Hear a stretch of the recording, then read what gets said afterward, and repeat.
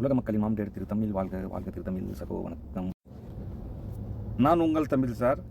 B டு நோ அப்படின்ற இதில் அறிவியல் கலந்த ஆன்மீகமும், இது ஆன்மீகம் கலந்த அறிவியல் அப்படின்ற மாதிரி பார்ட்டாக போட்டுட்டு இருக்கேன்.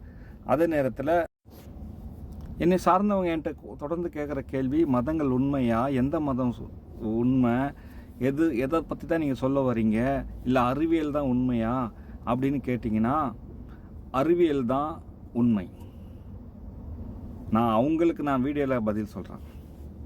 என்னடா இது அப்புறம் ஆன்மீகத்தை பற்றி பேசுகிறேன்னா, ஆன்மீகம் என்பது எல்லா மதங்களும் உண்மை. ஏன்னா ஆன்மீகத்தில் உங்களுக்கு கைப்பற்றக்கூடியது 2 விஷயம் இருக்குது. ஒன்று சொர்க்கத்தை நீங்கள் கைப்பற்றலாம், அது உங்கள் கையில் தான். இல்லை நரகத்தை கைப்பற்றலாம், இது 2 தான். மற்றபடி இங்கே இருக்கிற மதங்கள் எல்லாம் பரிகாரம். ஏன்னா அவங்க கொண்டு வந்தது ஒரே விஷயம், இறைவன்கிட்ட மன்னிப்புன்னு ஒன்று கேட்க வந்தாங்க இந்த உலகத்துக்கு. அதுக்கப்புறம் மனிதன் செய்த குளறுபடியில் தான் இத்தனை விஷயங்கள் இது வரைக்கும் வந்துருச்சு. அப்போ உங்களுடைய அந்த மதங்களை நீங்கள் ஃபாலோ பண்ணினா மட்டும்தான். ஏன்னா மதங்கள் என்பது நாம் கேட்டு வரல, எங்கள் அப்பா அம்மா கொடுத்தது. அவங்க 2 பேர், அவங்களுக்கு அவங்க அப்பா அம்மா கொடுத்தது.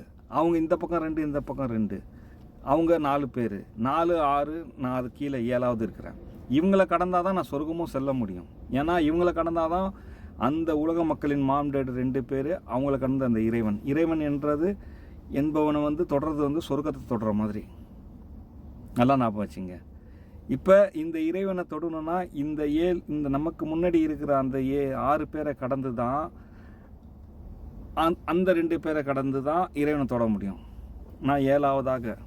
அதே நேரத்தில் நான் 1ஆகவும் இருக்கலாம், இல்லை 5, 6ல் இருக்கலாம். நமக்கு அப்புறம் வர்ற நம்ம பிள்ளைக்கு நம்பர்ஸ், அதாவது இப்படி என் பிள்ளைங்க, எனக்கு பிள்ளைங்களுக்கு பிள்ளைங்க, அது மாதிரி எங்கள் அப்பா அம்மாக்கு அப்படின்னு இல்லை. இதெல்லாம் சீரியஸாக சொல்கிறேன். ஏதோ வளர நினச்சிட்டு நீங்கள் அப்படியே தள்ளிட்டுலாம் போயிடாதீங்க. தள்ளிட்டு போகிறது நரகத்துக்கு போகிறதுக்கு சமம். நல்லா புரிஞ்சுங்க. அப்போ எல்லா மதங்களும் கொண்டு போகும்போது ஏன் சண்டை, ஏன் சச்சரவு? ஒரு மதம் இதுதான் உண்மை அப்படின்னு சொன்னால் நம்பிட்டு போங்க. அவங்க ஒரு மதம் சொல்லுது சிலை வணக்கம் கூடாது, ஓகே, அவங்க மதம் சொல்லுது, அது அவங்க பண்ணட்டோமே. ஒரு மதம் சொல்லுது இப்போ பரவாயில்ல பண்ணலாம் சிலை வணக்கம் அப்படின்றது சரின்னு சொல்லும் போது பண்ணுங்க. இதனால எந்த மாம்டேடுக்கு இறைவனை எதை கொண்டும் இணை வைக்கவே முடியாது. நல்லா ஞாபகம் வச்சுங்க. நீங்கள் இணை வைக்கிறதுக்கு இந்த பிரபஞ்சத்தில் ஒரு விஷயம் இருக்குன்னா, இறைவனை நம்ம மாம்டேடை மட்டும்தான் இணை வைக்க முடியும். அது மாம்டேடை எப்படி இணைனா, மாம்டேடு தான் இறைவன் அப்படின்னு நினைக்கிறது தான் இணை.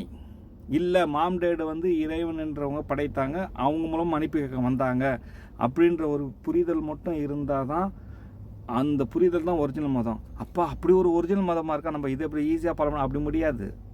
நீங்கள் எந்த மதத்தில் இருக்கிறீங்களோ உங்கள் மதங்கள் பரிகாரங்கள்.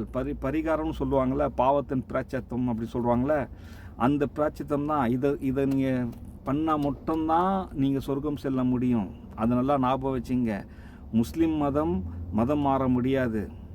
முஸ்லீம் மதத்துக்கு இறுதி வாய்ப்பு, மறுபிறவி கிடையாது. மற்றவங்களுக்கு மறுபிறவி இருக்குது, மதம் கூட மாறிக்கொள்ளலாம், அந்த விஷயம் இருக்குது. அப்படி முஸ்லீம் மதத்தில் யாராவது தாய் மதம் திரும்பணும் எனக்கு வேணாம் அப்படின்னு, ஏன்னா ஏதோ ஒரு காலத்தில் ஏதோ ஒரு மதமாக இருந்தால் கூட அந்த 7 நம்பருக்குள்ளே வரணும். எங்கள் அப்பா அம்மா இல்லை யாராவது ஒருத்தவங்க இந்துவாக இருந்திருக்கணும், கிறிஸ்டினாக இருந்திருக்கணும், இல்லை எங்கள் தாத்தா பாட்டியில் யாராவது இந்துவாவோ இல்லை கிறிஸ்டினாவோ ஏதாவது ஒரு மதம் இருந்திருக்கலாம். சரி, தாய் மதம். இதை தாண்டிட்டிங்கன்னா நீங்கள் மதம் மாற முடியாது. முஸ்லீம்களுக்கு இவ்வளோ விஷயங்கள் இருக்குது இந்த ஆன்மீகத்தில். மதங்கள் உண்மைனா உண்மை, பொய்னா பொய், எப்படி வேணாலும் வச்சுக்கங்க. உங்கள் மதம் உங்களுக்கு பரிகாரம். அதுதான் என்னுடைய விடை. ஓகேவா? அப்புறம் உங்கள் இஷ்டம், நீங்கள் யோசிங்க.